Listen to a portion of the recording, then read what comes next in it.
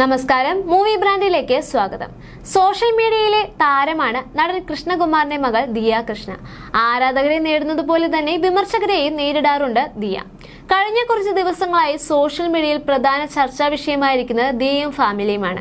Social media മുഴുവനും influencer Diya കൃഷ്ണയെ നേരിടുവാനുള്ള വിമർശനങ്ങളാണ്. വിവാഹം കഴിഞ്ഞപ്പോൾ മുതൽ ഭർത്താവിന്റെ വീട്ടുകാരോട് വലിയ താല്പര്യം ഇല്ലാത്തതുപോലെയാണ് ദിയയുടെ പെരുമാറ്റങ്ങളെല്ലാം. ദിയ അധികവും പോകുന്നത് സ്വന്തം വീട്ടിലേക്കാണ്. ഇതിൽ വിമർശനങ്ങൾ വന്നപ്പോൾ ദിയ പറഞ്ഞത് തനിക്ക് കംഫർട്ട് ആയിട്ടുള്ള സ്ഥലത്തേക്കല്ലേ പോകാൻ പറ്റുള്ളൂ എന്നതായിരുന്നു. ഭർത്താവ് അശ്വിൻ ഗണേഷിന്റെ അമ്മയെ ആന്റി എന്ന് വിളിക്കുന്നതിനെ കുറിച്ചുള്ള ദിയയുടെ വിശദീകരണവും വലിയ വിവാദങ്ങളായി മാറുകയായിരുന്നു. തനിക്ക് അമ്മ എന്ന് വിളിക്കാൻ സിന്ധു കൃഷ്ണ എന്ന സ്വന്തം അമ്മയുണ്ടെന്നും വഴിയിൽ നിൽക്കുന്നവരെ അമ്മയെന്ന് വിളിക്കാൻ ആകില്ലെന്നുമായിരുന്നു ദിയ അന്ന് പറഞ്ഞിരുന്നത്. മകൻ ഓമിയുടെ പിറന്നാൾ ദിന ആഘോഷത്തിൽ ഭർത്താവിന്റെ വീട്ടുകാരെ ഉൾപ്പെടുത്തിയില്ല എന്നതാണ് ഇപ്പോൾ പ്രധാനമായ വിമർശനങ്ങൾക്ക് കാരണമായിരിക്കുന്നത്. സ്വന്തം പേരക്കുട്ടിയുടെ ഒന്നാം പിറന്നാൾ ആഘോഷത്തിൽ പങ്കെടുക്കുവാൻ കഴിയാത്ത അശ്വിന്റെ വീട്ടുകാരുടെ സാഹചര്യം വലിയ ചർച്ചയായി മാറുകയായിരുന്നു. ഇതിനിടെ ദിയ അടുത്തിടെയായി പങ്കുവച്ച ബ്ലോഗിൽ ബന്ധുക്കളെ ക്ഷണിക്കാതെ പിറന്നാൾ ആഘോഷം നടത്തിയതിനെ കുറിച്ച് സംസാരിക്കുകയും ചെയ്തിരുന്നു. നാട്ടിൽ വെറുതെ ഒരു ഹോട്ടൽ റൂം എടുത്ത് വെറുതെ പൈസയും ചെലവാക്കി കുറെ പേരെ വിളിക്കണം. അവർ വന്ന് കൊച്ചിനെ എടുത്തുകൊണ്ടുപോകും, തിരിച്ചു തരില്ല എന്ന സാഹചര്യം വേണ്ടെന്ന് കരുതി. കുഞ്ഞിന് ഇതൊന്നും ഓർമ്മയും കാണില്ലല്ലോ, വെറുതെ ഒരു അലമ്പ് വേണ്ടെന്ന് വെച്ചിരിക്കുകയായിരുന്നു. ഞാൻ പാർട്ടികൾ ഹോസ്റ്റ് ചെയ്യുന്ന ആളല്ല, എനിക്ക് പറ്റാറില്ല. ഏറ്റാൽ ചെയ്യും. അശ്വിനായാലും അത് താല്പര്യമില്ല. അശ്വിനും പ്രൈവറ്റായി നമ്മൾ 3 പേരും മതി എന്നായിരുന്നു തീരുമാനം. കുഞ്ഞ് കുറച്ചു വലുതായി ഓർമ്മ വെക്കുന്ന പ്രായമായാൽ പിറന്നാൾ ആഘോഷം നടത്താമല്ലോ. ഇപ്പോൾ അവനൊന്നും ഓർമ്മയുണ്ടാകില്ലെന്നും ദിയ കൃഷ്ണ പറയുകയായിരുന്നു. ഇതോടെ അശ്വിനെതിരെയും വ്യാപകമായ വിമർശനങ്ങൾ വരികയുമായിരുന്നു. പിറന്നാളിൽ പങ്കെടുക്കുവാൻ വരുന്നവർ കുഞ്ഞിനെയും കൊണ്ട് കടന്നു കളയുമോ എന്നാണ് വിമർശകരുടെ ചോദ്യങ്ങൾ മുഴുവൻ. ദിയ ഞാൻ സ്ഥിരമായി കമന്റ് ഇടുന്ന ഒരു വ്യക്തിയല്ല, എന്നാൽ ഇത് പറയാതെ വയ്യ. തനിക്കും വളർന്നു വരുന്നത് ഒരു ആൺകുട്ടിയാണെന്ന് ഒരിക്കലും മറന്നു പോകരുത്. നാളെ അവൻ നിങ്ങളെ മാറ്റി നിർത്തി അവന്റെ കുട്ടിയുടെ ബർത്ത്ഡേ പാർട്ടി നടത്തിയാൽ നിങ്ങൾക്ക് എങ്ങനെ ഉണ്ടാകും? താൻ തന്നെ പറഞ്ഞല്ലോ അവൻ വേറൊരാളെ അമ്മ എന്ന് വിളിക്കുന്നത് പോലും സഹിക്കാൻ പറ്റില്ലെന്ന്. അതേപോലെ ഒരു അമ്മയുടെ മകനല്ലേടോ അശ്വിനും. കർമ്മ തിരികെ ലഭിക്കാതെ ഇരിക്കട്ടെ എന്നുമായിരുന്നു കമന്റ്.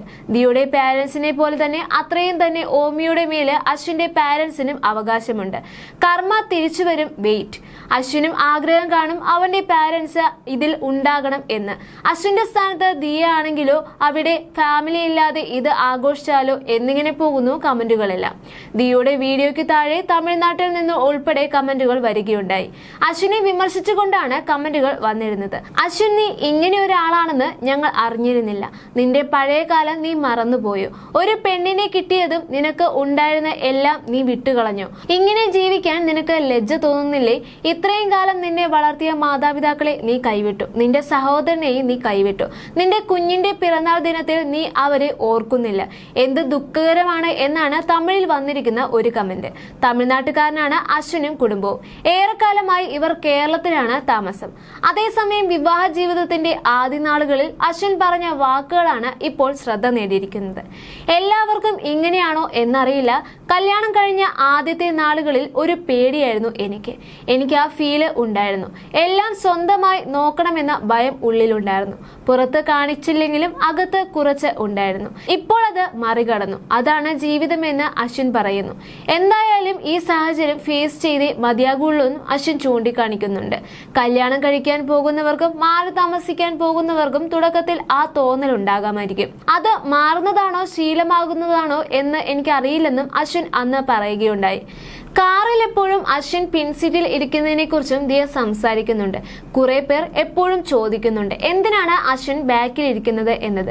അഞ്ജലിയുടെ വ്ലോഗിനകത്ത് ദിയ ബാക്കിൽ ഇരുന്നു എന്നും പറയുന്നുണ്ട്. അശ്വിന്റെ കയ്യിലായിരുന്നു കുഞ്ഞ്. അവൻ എന്റെ കയ്യിലോട്ട് വരുന്നുണ്ടായിരുന്നില്ല.